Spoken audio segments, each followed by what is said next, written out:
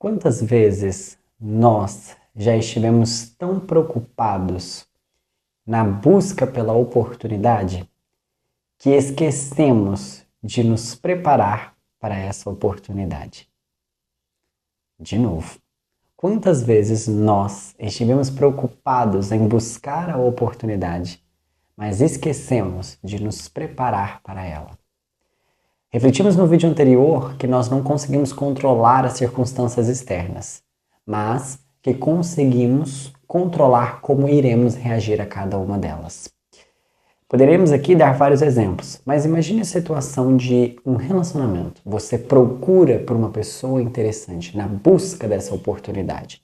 Convém nós pensarmos, quando essa oportunidade chegar, estaremos preparados para ela? Seremos também uma pessoa interessante que fará com que a outra também tenha interesse e gere ali um relacionamento saudável e profundo?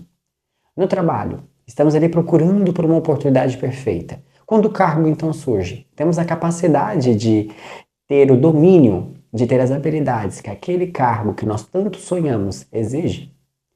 Vamos refletir aqui. Qual o melhor passo para se preparar para o futuro? É isso que nós vamos estar discutindo aqui juntos neste vídeo.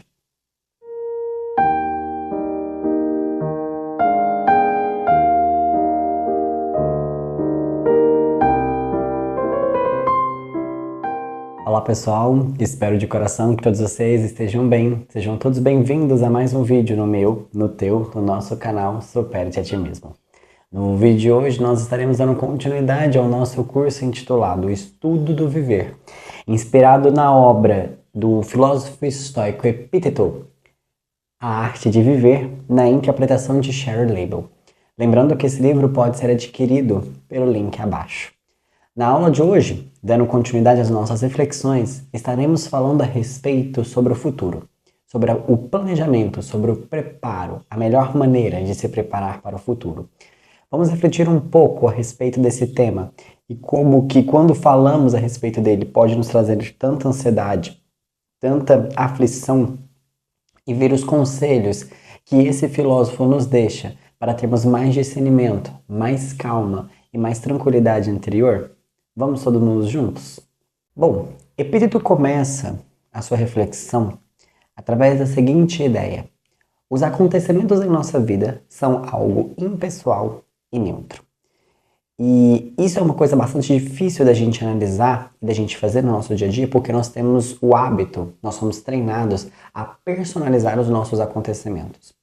Quando nós falamos a respeito da despersonalização, não quer dizer que é ser apático a esses acontecimentos e fingir que eles não acontecem conosco, até porque eles estão na nossa vida, estão acontecendo conosco, sim ou não? Mas quando nós falamos de despersonalizar um acontecimento, é enxergá-lo numa outra perspectiva. Ao invés de enxergar pelo caminho mais fácil, que convenhamos, é muito mais fácil falar bom, ruim, sucesso, fracasso, e sempre ali de uma maneira muito simplória ver as coisas, Epíteto nos convida a ver os acontecimentos numa outra perspectiva. No seguinte sentido, muitas vezes quando algo nos acontece, e nós temos esse péssimo hábito de falar bom, ruim, e não sei o que, e já colocamos em caixas e não analisamos com profundidade, vocês já viram que, vamos colocar aqui um exemplo, mudam-se as pessoas, você muda de trabalho, você muda de cidade, mas os problemas continuam os mesmos? E com uma reflexão simples, você começa a observar que esses problemas, esses acontecimentos nunca foram algo pessoal ligado com as pessoas e algo que era um ataque diretamente a você, mas que eram necessidades que nós temos que passar para o nosso crescimento, para a nossa expansão de consciência, de percepção da vida, e que se não fosse por aquela pessoa, seria através do outro. Nós chamamos elas. Marco Aurélio tem uma frase bastante interessante, um outro filósofo estoico, que ele diz que nada acontece a um homem que não seja próprio dele. Aí você fala, então isso é personalizar o acontecimento.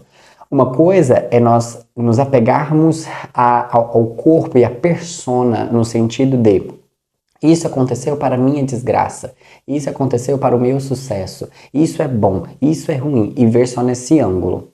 E outra coisa é ver na perspectiva das nossas necessidades de virtudes.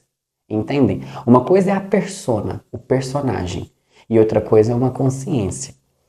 Um exemplo que eu gosto muito. Vocês já viram quando a gente assiste um filme?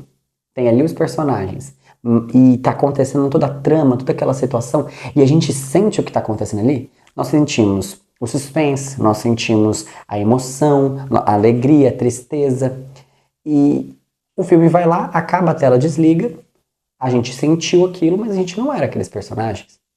Entendem? Mas houve um momento durante aquele filme que nós nos identificamos com aquilo, que a nossa consciência foi colocada até lá e as emoções vieram à tona. E aí tem uma frase que diz: nós não somos o personagem, mas somos a tela. É uma boa reflexão. Não somos o personagem, mas somos a tela que passa diante dessa situação e que capta as percepções. E convém a nós pensarmos um pouquinho sobre isso.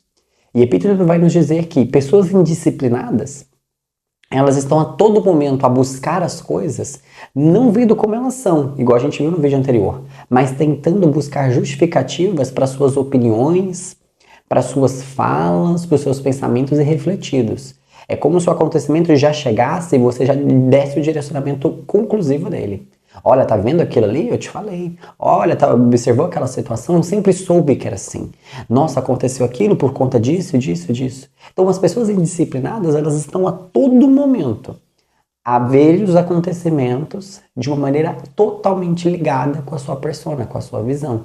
E ao invés de ver os acontecimentos como uma oportunidade de mudança de visão, porque nós podemos mudar a visão que nós temos a respeito das coisas e renovar. Porque não existe evolução sem transformação. É necessário. Para evoluir, é necessário transformar, renovar. E a gente consegue observar isso com muita clareza na natureza. E aí ele diz o seguinte, que essa personalização desse acontecimento é o que geralmente gera o vitimismo. As pessoas me atacam porque eu sou assim, a minha vida foi sofrida e não sei o que, e tudo mais, tudo mais, tudo mais. Além de gerar separatividade. Porque aí eu sou o que mais sofre. Vixe, você não tem nem noção do que eu passei. E isso gera uma separação. Que quando a gente para refletir um pouco sobre essa situação, isso dificulta os nossos relacionamentos. Porque a partir do momento em que nós nos colocamos num patamar diferente do outro, achando que o outro não tem a capacidade de compreender, que nós sofremos mais do que o outro, que o mundo está girando ao nosso redor, isso gera uma separação. E é o alimento que o egoísmo, o ego dentro de nós quer. O ego basicamente busca o quê? Conforto, domínio e mais do que tudo, esse domínio através do controle ali e a lei do menor esforço. Porque, convenhamos, ver os acontecimentos numa outra perspectiva requer uma alta dose de coragem. De nos desprendermos daquelas interpretações e de enxergarmos por outras perspectivas. E por que exige coragem? Porque isso é um caminho que não é muito tranquilo, não é um caminho fácil. Requer esforço, requer dedicação, requer o raciocínio ali por trás, requer mudança. Porque se eu estou agindo de uma forma e está acontecendo isso, para que mude isso, eu preciso então agir de uma forma diferente. Mas para que tudo isso aconteça, tem que ter a primeira coisa. É o despertar para toda essa situação. É o despertar da consciência, a identificação de que isso está acontecendo porque eu estou mantendo o meu padrão de pensamento, eu estou mantendo a minha fala e tudo mais. E quando a gente fala a respeito da preparação para o futuro, como que eu vou preparar para o futuro, querendo um futuro diferente, um futuro de transformação, se hoje eu não me transformo? Se hoje eu não mudo? Se hoje eu não abro mão das visões que vão acarretar no futuro que eu não quero? Então nós precisamos entender um pouco a respeito disso, que é mudar os conceitos e parar de transferir as responsabilidades. Porque uma questão que é fato e é um vício é sair culpando os outros. A gente culpa os nossos pais, a gente culpa os nossos filhos, a gente culpa o nosso relacionamento, o nosso chefe, o nosso trabalho. Sempre a culpa está nos outros, nunca em nós. E isso tem um contraindicativo severo. Porque isso gera um consolo momentâneo, fato. Culpar os outros é bom demais no momento, porque você tira até um peso de você, né, momentaneamente. Só que qual que é o contraindicativo? Você tira de você o poder da mudança, porque o problema está nos outros, não está em você. E isso gera o problema, isso gera estagnação. Então muitas das vezes nós reclamamos do presente sem esquecer que ele é o fruto do que veio do passado que a gente não mudou. E a nossa consciência, ela se desenvolve, ela se expande mediante o contraste, mediante esse choque. De nós entendermos que estamos em ciclos viciosos de pensamento, em ciclos viciosos de ações que não fazem com que haja essas mudanças que nós, internamente, convenhamos. Todos nós queremos mudança. E sempre uma mudança para um patamar maior. Só que é interessante que nós pensemos, não há essa mudança se nós não abrirmos mão do velho. É necessário que para que o novo venha, o velho precisa ser colocado de lado. E isso a gente aprende desde criança. Ganhamos roupas novas. O que nós fazemos com as velhas? Doamos, desfazemos delas. Temos, por exemplo, uma prateleira em que vamos colocar mais sapatos. Precisamos desfazer dos antigos para colocar os novos. Na mobília da casa. Estou mobiliando a casa. Pegamos os móveis antigos e colocamos os novos. E isso é necessário. E requer esforço, requer dedicação, requer trabalho. E ele vai dizer uma coisa muito interessante. Não é ser passivo aos acontecimentos, ou seja, deixar de reagi-los e deixar com que eles aconteçam e nós não tenhamos então a ação diante de toda a situação. Não é pelo contrário. Até porque ele vai nos dizer uma coisa. A passividade não é uma maneira de evitar conflitos, mas uma maneira de intensificá-los. A melhor maneira de evitar esses conflitos é de ter uma reação prudente, de ter uma ação que foi consciente, pensada. É uma ação pontual numa visão global. Como assim? Chega-se uma situação em que nós sabemos que ela tirará nós do nosso equilíbrio. Seja um equilíbrio mental, equilíbrio emocional, enfim, nos tirará da nossa zona de conforto. Anteriormente não tivemos a capacidade de lidar com ela. Beleza. Meditamos sobre essa situação, observamos o que foi que nos tirou daquele equilíbrio. Talvez o que nos tirou do equilíbrio foi o apego com o ego. Eu não posso ser ofendido, eu não posso ser tocado, eu não posso ser discordado. As coisas têm que sempre estar no meu controle, sempre estar do jeito que eu quero. Aí quando vem alguém que faz tira isso da situação, que eu vejo o que eu não consigo controlar, que eu vejo que eu não sou o centro do mundo, isso me desestabiliza. Se a minha consciência estiver identificada com a minha personalidade, isso gerará um ponto de desequilíbrio. E aí vem o fato muito interessante. É levar luz a essa situação e entender que quando uma próxima situação acontecer, e ela vai acontecer, é de nós termos uma reação mais prudente, de controlar dentro de nós os nossos instintos e deixar com que o nosso lado humano, os nossos valores, a nossa virtude se expandam. Dizem que dentro de nós há um Buda e há um dragão, que vivem constantemente em guerra um contra o outro. E aquele que vence é aquele que você mais alimenta. De um lado, as virtudes, de outro, os vícios, e que convém a nós pensarmos um pouco sobre eles. Um extremamente barulhento, um com pouca coisa se contenta e gosta de muito barulho, e outro que é silencioso, que requer calma, requer serenidade. E isso, para nós, convém pensarmos um pouco sobre isso.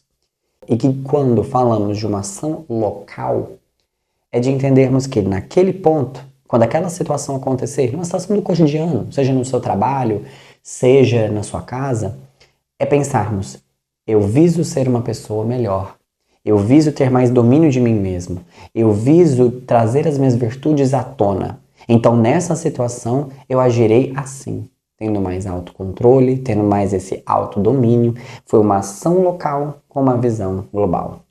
E é lembrar que tudo na vida tem dois lados. Lembra que nós discutimos isso nas aulas anteriores? Há luz e sombra. E que convém a nós refletirmos o seguinte, se tudo é dual, qual das duas eu estou dando mais foco? Exemplo, meu irmão brigou comigo. Se você foca na briga, a briga foi algo momentâneo que aconteceu naquela situação em que houve uma ofensa e etc. Se você se apega a isso, você está escondendo um lado luminoso dessa frase que é irmão. Um laço antigo que não pode ser desvinculado, que está ali. Entendem? Então em tudo há uma dualidade. E que convém a nós pensarmos o que a nossa consciência tem dado maior peso a essa situação. Brigou comigo, mas é meu irmão. É meu irmão, mas brigou comigo. Entendem? Sempre uma maneira de nós pensarmos. A maneira como nós pensamos é aquilo que nós damos mais peso. Ele brigou comigo, mas ele é meu irmão. Vou perdoá-lo. Vou entender que cada um entrega aquilo que tem nas medidas das suas possibilidades. E assim como eu erro, ele também tem o direito de errar. Dou a ele o perdão, estabeleço as situações, digo aonde precisamos melhorar, estabelecemos uma relação mais saudável, mais profunda e sigamos. Por isso que é bíblico. Quantas vezes devemos perdoar? 70 vezes 7. Nessa perspectiva. Assim, para fecharmos essa linha de raciocínio, quando falamos a respeito de um planejamento do futuro, focando demais em oportunidades e esquecendo de um preparo local, momentâneo, estamos condenados ao fracasso. Epíteto nos diz que a melhor preparação para o futuro consiste no desenvolvimento de bons hábitos no presente. Olha que interessante isso. A melhor preparação para o futuro consiste no desenvolvimento de bons hábitos no presente. De desenvolvermos essas virtudes, de desenvolvermos esses domínios de nós mesmos e não sobre os outros, mas de dominarmos os nossos pensamentos, de dominarmos as nossas emoções e entendermos que não somos essas situações, mas percebemos essas situações. É como se nós saíssemos da perspectiva de narrador e fôssemos na perspectiva de testemunhar essas situações. Vamos testemunhar a dor, vamos testemunhar a alegria, a tristeza, mas a entender que nenhuma e nem outra deve nos tirar do nosso caminho e do nosso propósito.